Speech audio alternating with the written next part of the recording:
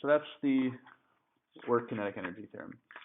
I think this is something that it can be a little bit difficult to remember when you should use the work kinetic energy theorem. Just keep in mind that it's always an option. So if you get to a problem and you're not sure what to do, that's something you can always apply. The work kinetic energy theorem always applies, as do Newton's laws. So if none of the conditions for other methods work, then those are things that you can apply.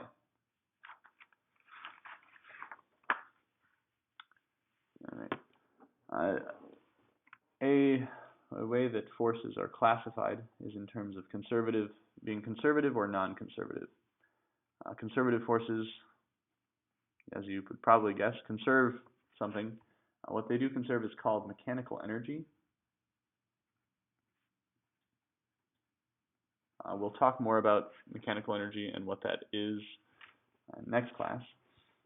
But for now, what we can say is that conservative forces store energy in a way that can be easily turned back into kinetic energy. For example, if I lift an object of mass m, a height delta y, how much work did I do on the object? Well, the force I need to apply in order to lift it, let's assume I lift it at constant speed. Then I need to apply a force that's equal to the gravitational force. So we know work is equal to force times distance. In this case, the force I'm applying is upward and the mass is moving upward. So the work I did on the object is going to be mg delta y. By doing that work, I put energy into the object. And actually, the gravitational force was doing negative work that whole time as well. If I drop the object and let it fall that same distance, then that energy, I've done work on the object to lift it, and I let go, well, then that energy will turn into kinetic energy as the object falls. So that work that was done is stored in the object because the gravitational force is conservative. By contrast, if I push an object across the floor, I do work on the object, so I put energy into it. If I release the object, then what happens? Well, nothing. It doesn't move. So what happened to that work I did on the object? Where did that energy go? Work is an energy transfer. So if I transfer energy into the object, it had to go somewhere. Well, we know that when friction is acting, what happens? Well, when friction acts, objects heat up. So there's been some kind of chemical energy, which you don't need to really worry about, in my muscles or whatever, that has gone into the block as kinetic energy. But then that energy is being dissipated as heat because of friction.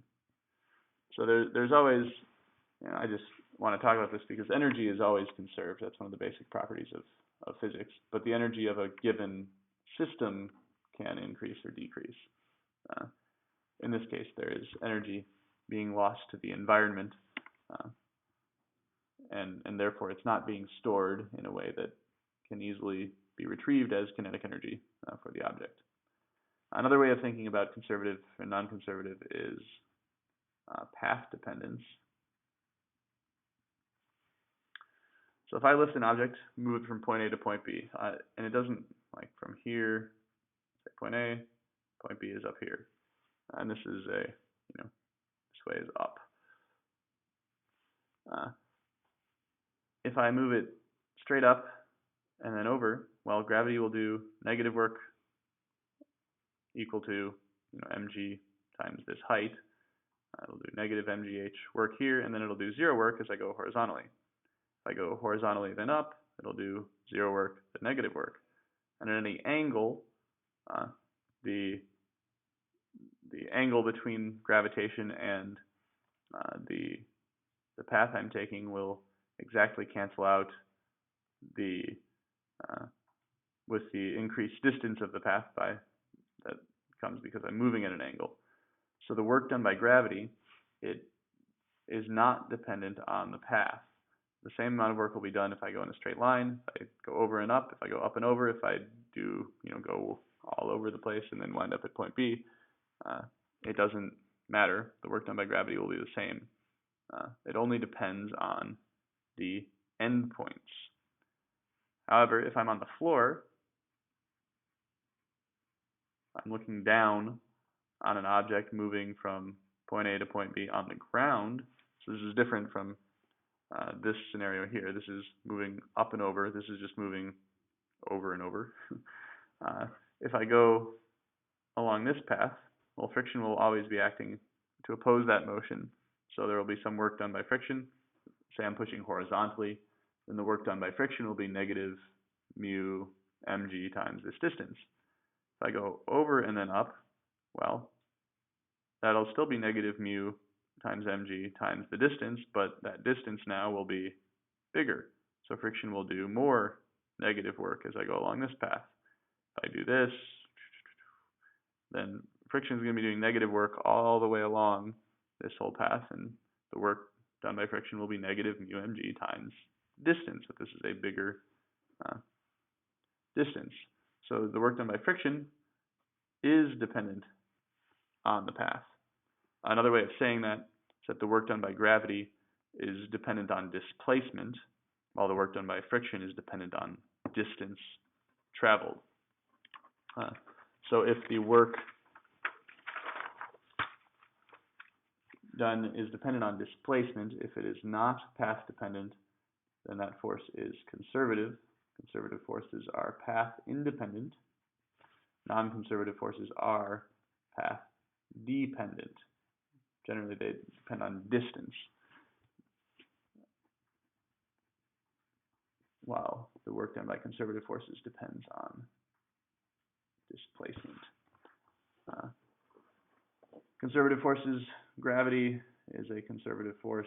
The spring force is also conservative. These are the two that we've learned about in this class. Electromagnetism is conservative. All of the four fundamental field forces are conservative. Non-conservative forces are basically any contact forces. So normal, friction, any kind of push, tension. Those are the kinds of I think those are all that we've talked about. But anything where an object is being pushed or pulled or whatever, that would be an example of a non-conservative